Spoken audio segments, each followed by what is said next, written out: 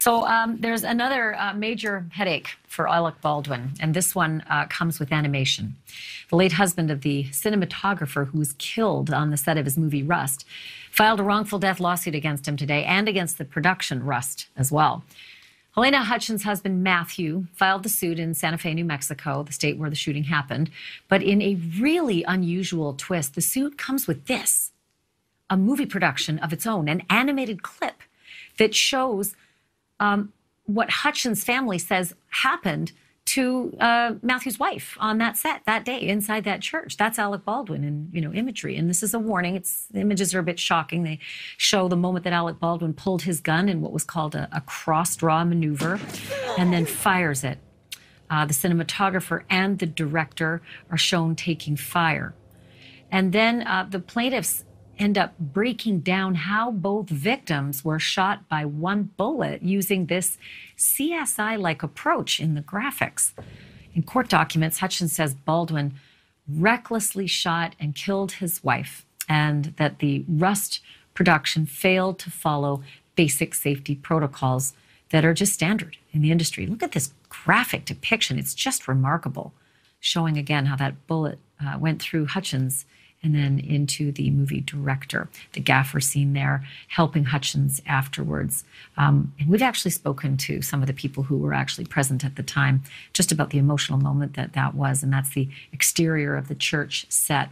The suit went on to say this: Helena Hutchins deserved to live, and the defendants had the power to prevent her death if they had only held sacrosanct their duty to protect the safety of every individual on a set where firearms were present, instead of cutting corners on safety procedures, rushing to stay on schedule, and ignoring numerous complaints of safety violations.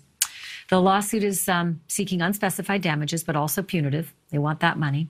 The death of Hutchins is also being investigated in New Mexico, but so far criminal charges have not been filed yet. Don't even know if they will be. And there's been an unusual response from Baldwin's lawyers. It was sort of, maybe what you'd expect, actually, kind of basic, that Alec Baldwin, they deny that he was reckless in all of this. But just a fascinating development with that lawsuit, that this movie, group of movie producing people decided to produce a movie to go with that lawsuit. Okay, and if you were looking forward to seeing Prince Andrew under oath and answering questions about sex, you can put away your popcorn because it's not going to happen. The prince has reached a settlement with Virginia Giuffre, that woman who was suing him for sexual abuse in New York. The financial terms of this deal are staying under wraps, folks. But it does sound like Giuffre got the prince to make some really serious concessions.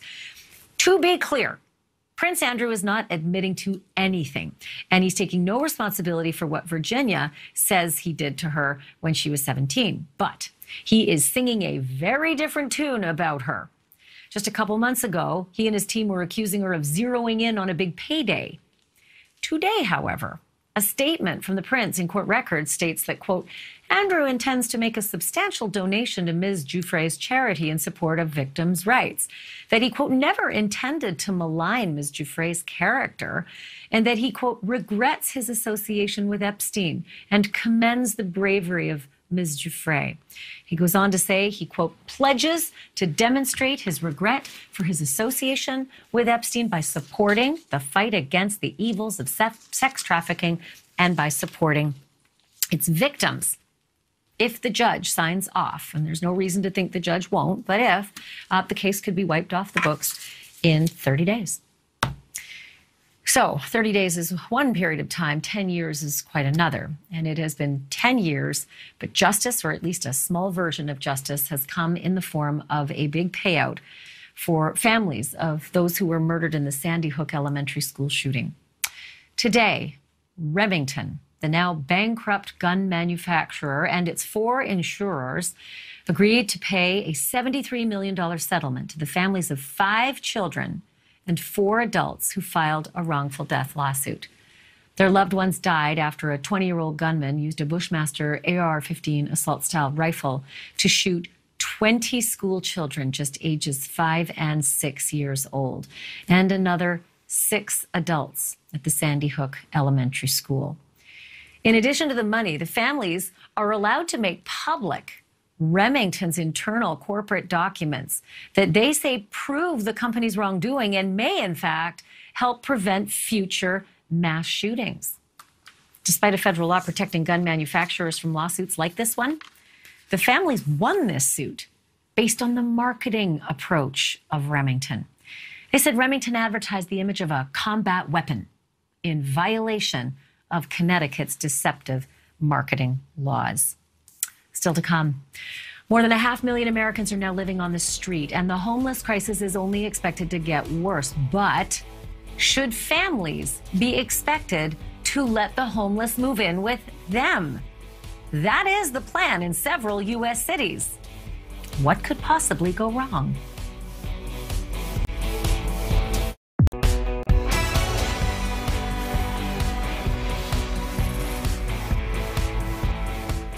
Welcome back to Banfield. There are so many names for it. It's been an issue. It's been a situation, a mess, a crisis, an explosion. I'm talking about the homeless problem in America. But despite all the different ways they've come up with to describe it, our lawmakers never seem to come up with a way to solve it. There are right now more than 580,000 homeless people in America. That is over 500,000 folks. And while you might be surprised by the size of that number, you're probably not surprised by the size of the problem. Anyone who has been to a major U.S. city lately has seen it. People are asleep on the street. People are asking for money on the corners. And the groups erecting massive tent cities in fields and on roads and under bridges. Most of the homeless population, about 70%, are just single individuals, with the rest living as families with children. Which is why a one-size-fits-all approach is a really tricky thing and doesn't work. But that hasn't stopped our lawmakers from trying. Over the years, they've treated the homeless like a nuisance or like victims and even like criminals. But none of those approaches have done the trick. So now they're trying something different. They're treating the homeless like tenants. And they want all of us to be the landlords. How about that? In San Francisco's Bay Area, where there's a homeless population of more than 35,000, some lawmakers and multiple charities are asking local families to open up their doors and let the homeless move in with them. Will it work? Would you do it? Is this really the safest and most effective solution? I'm joined by Richie Greenberg, a former mayoral candidate in San Francisco who calls the idea unrealistic and downright creepy. Christi Carpenter, she's the executive director of the East Bay nonprofit Safe Time, which places homeless families and college students in spare bedrooms. And Alex Busansky is the founder and president of Impact Justice. His group provides subsidies to homeowners in exchange for renting a room at an affordable rate to somebody returning home from prison. So welcome all three of you. Thank you so much for joining. Christi, I'm going to begin with you. 35,000 homeless people in the Bay Area, and you've placed 60 people since 2017, which, by the way, congratulations, that's laudable, but holy Dinah, 60 compared to, 35,000, it's a drop in the bucket. Are there enough Good Samaritans even out there? Not yet. Well, I think they're out there, and I hope that we can help more people know about programs like Safe Time, which it's a host home program that houses unhoused people, as you mentioned, in people's homes. And we are looking for more hosts, and the more people who find it in their hearts to open up their home to someone who is on the streets, the smaller that homeless population becomes. But I think you're right that we certainly can't do it just on individuals' homes. But I do hope that we can change the narrative around homelessness so that our homeless neighbors are no longer seen as criminals or dangerous or nuisances, but rather those are our neighbors, and we all need to help each other out in our communities. Well, call it the danger of a headline or call it what you will, but if you live in New York City, you see things like the homeless man that shoves somebody onto the tracks because they're mentally disturbed, and the first thing you get a reaction is, are you kidding me? What could possibly go wrong? Well, people and children in those homes, could get hurt. So, Richie, jump in here. When you said creepy, I assume you sort of fall into the basket of folks who say, this is the dumbest thing ever. Yes. Well, thank you for having me. Let's not say dumbest thing, but, first of all, in San Francisco anyway, a very high percentage, some put it at 60, 65% of those homeless are mentally ill, suffering from a mental illness or drug addiction, or one feeds the other. So if we look at that, it would be wholly unrealistic to have any of those individuals who are addicted to drugs. The tents that we see right now on the screen here, those are not really for dwelling. That's often to be able to partake in their drug habits. San Francisco has thousands of these, and that's a real big problem. You cannot have these individuals in a well-meaning person's home. It is unsafe, it's unrealistic, it's very different from bringing in someone who is down on their luck, or a student, or perhaps even someone who is previously incarcerated and is coming out of the justice system. This is a very different situation here. And that's the situation that we're finding now, that there are many politicians who are running for office, including in San Francisco this year and next year, who are trying to find some way to curry favor with voters with these kind of proposals when they really have very, very little chance of success. So, Alex, on the list of people you might not want to open your door to if there were just a stranger knocking, someone who's homeless might be pretty high, and definitely an ex-con who just, got out of prison would be on that list too. And yet you're able to find people who open their hearts and bring in your clients and give them a safe place. Is it tough? Does it work? Has it backfired? So at Impact Justice, my organization, our initiative is called the Homecoming Project. We place people who have been in prison for at least 10 years into homes of people who have an extra bedroom, and we pay those people a stipend on a daily basis to take individuals in, and we provide some wraparound services using essentially community navigators, life coach-like people, both support the homeowner and the people inside the home and the participant who goes into that home. We find it extraordinarily successful. We have certainly high demand of people getting out of prison, right? They've been in for more than 10 years. We know a lot about them. We know a lot about the hosts. We interview everybody. We try to make good matches. Our biggest problem in keeping hosts isn't that there are problems. In fact, we've had no problems of any significance. 0% recidivism for people we've placed.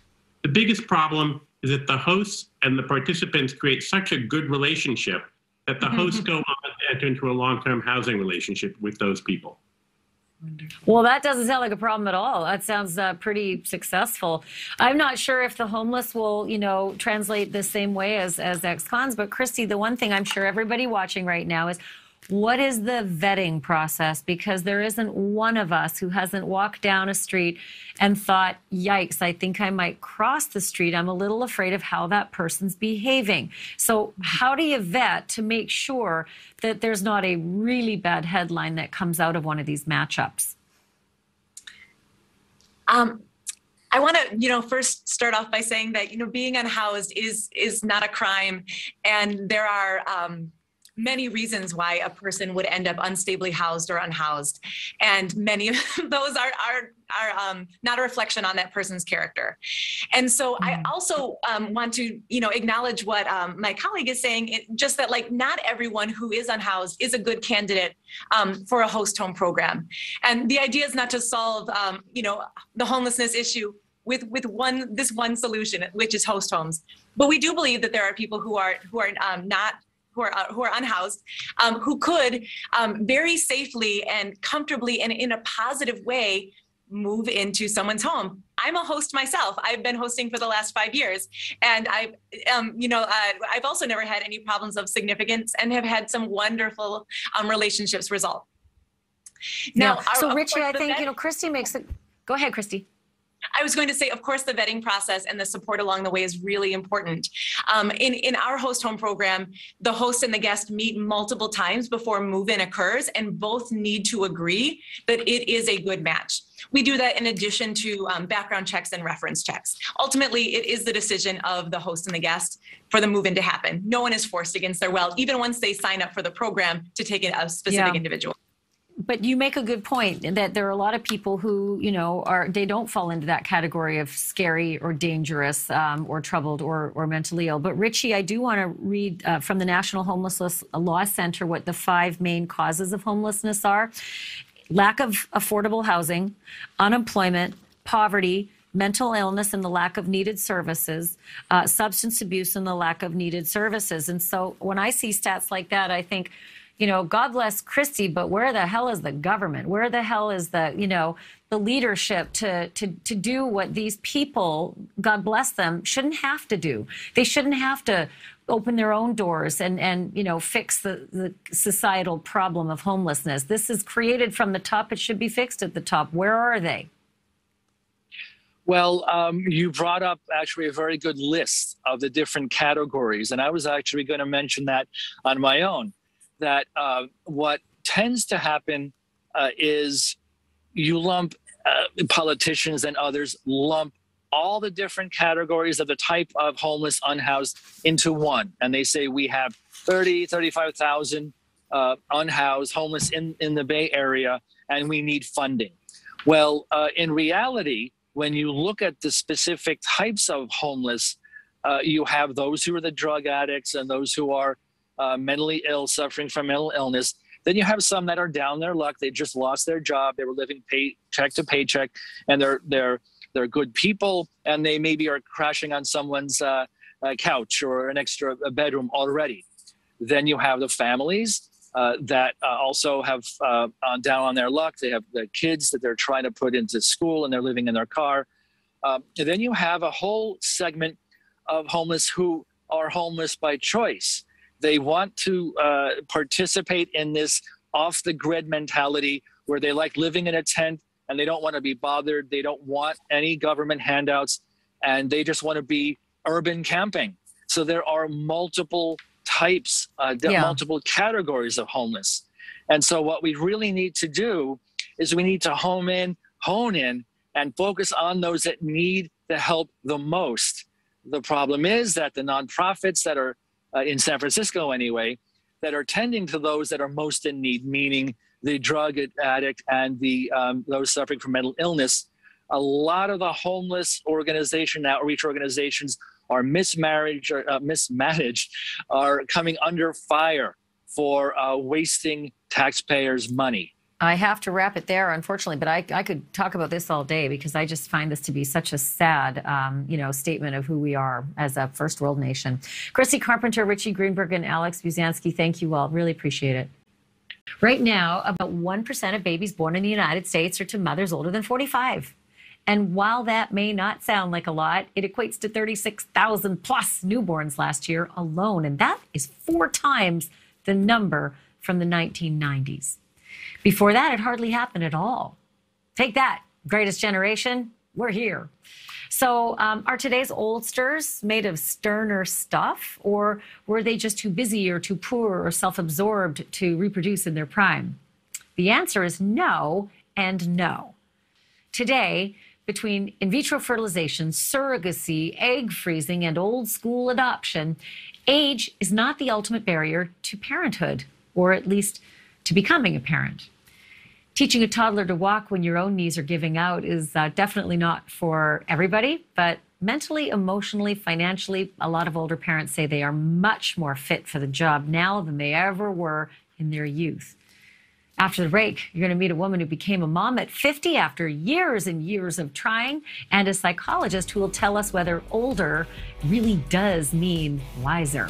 Stay with us.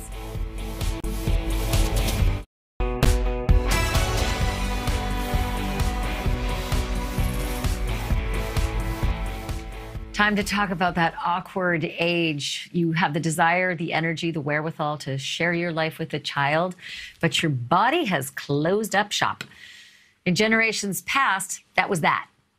But now tens of thousands of women who are old enough to be empty nesters are filling their nests like never before in multiple ways. Liz Layton, for instance, she is a well-established, highly successful TV producer in New York. And she's the proud mom of this little guy. Oh, Walker. He was born last March when Liz was 50 years old. Dr. John Duffy is a clinical psychologist and best-selling author whose latest book is Parenting the New Teen in the Age of Anxiety. Welcome to both of you. All right, Liz, I'm going to begin with you. So how was it being pregnant when you were 50? It was awesome, Ashley. I mean, I am an oldster, but I am a happy, fulfilled oldster. My knees are still working. My son decided to walk at 9 months. So he is literally keeping me on my toes. Lord, you lose the baby weight quick, don't you, when they start walking that early? You just never get a moment's peace. I can't believe I can even remember it, but I can. So it took, what, 2 years of IVF to do this, which must have been, I would think, mentally exhausting, but also physically it takes a toll. Mentally, physically, financially, every E. It was hard. I have a very supportive husband, an amazing doctor, and both of them were pivotal in encouraging me to keep going. And all the while, the decision was mine. No one, it's one of those things, you really got to want it.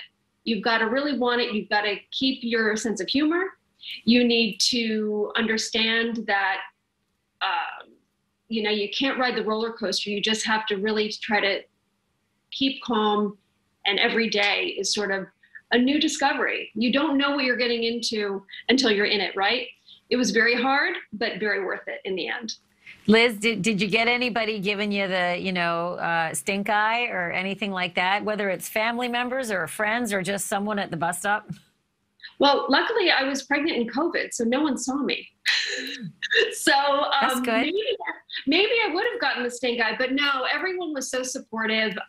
All my mom friends, which are pretty much all my, college and high school friends, were so excited for me. My family was ecstatic. They were probably more nervous for me than anybody, but everyone led with positivity because they knew that we really wanted this and they were rooting for us for sure.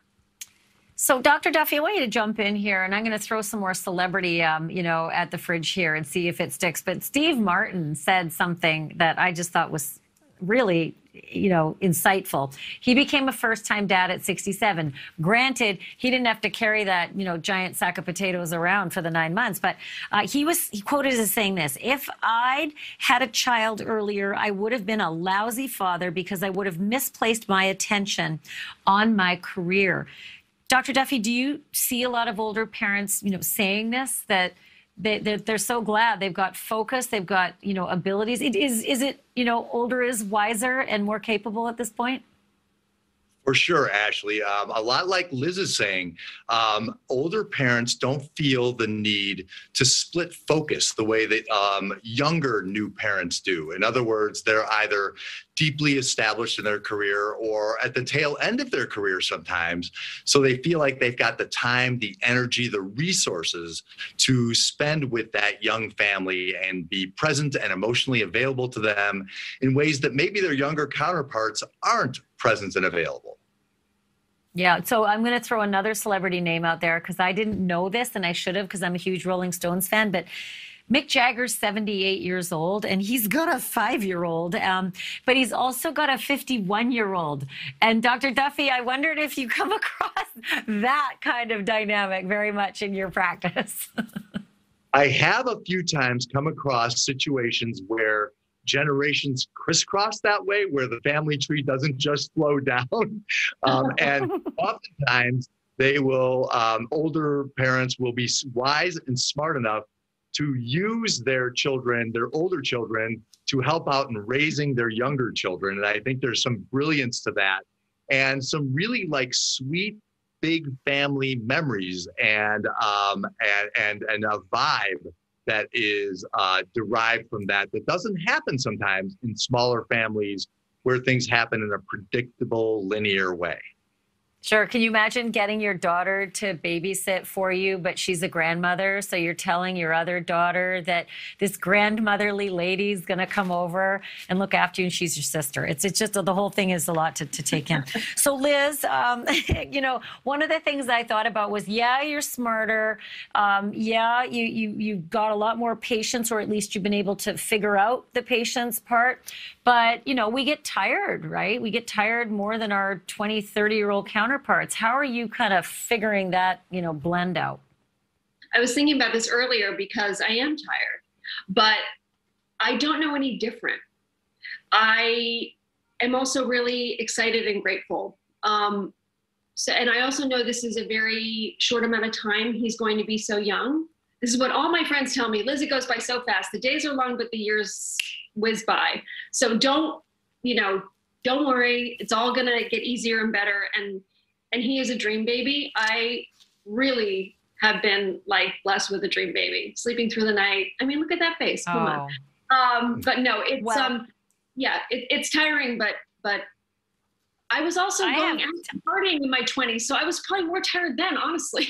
True. Good point. I have 10 seconds left, but not before I ask if this is a typo or if you're actually trying to have another one right now. Yes. Yes, we are. It's not a typo. It's not a typo. We are embarking on the process. There it is. Everyone thinks I'm crazy except for my husband and my doctor. They are very excited for us. Girl, you are a stronger lady than I. P.S. I don't believe you're in your 50s. You look like you're 20. Hey, Liz Layton, thank you. Dr. John Duffy, thank you. Appreciate it, guys. Thank you. Yeah. You know, it is not unusual in this country to get a helping hand from reproductive technology for these parents. So, you know, it got us thinking, how many babies are born from assisted reproductive technology in just 1 year in this country? Take a look at those choices, and we'll pick your answer and let you know what the real answer is after the break. Okay, before the break, I asked you how many babies were born in 1 year from assisted reproductive technology in the U.S., and our answer comes from 2019, and it is, ding, ding, ding, ding, B, 77,256 babies. It took 300,000 plus tries to do that, though. 33% of Americans have turned to fertility treatment or know somebody who has. And IVF can certainly be pretty expensive. It's between $12,000 and $17,000. And if you add in the medicine, it can go up to $25,000 per try. So thanks for being with us, everyone. We'll see you here tomorrow night. Thank you for watching. Click the red subscribe button below so you can get more of News Nation's fact-driven, unbiased coverage.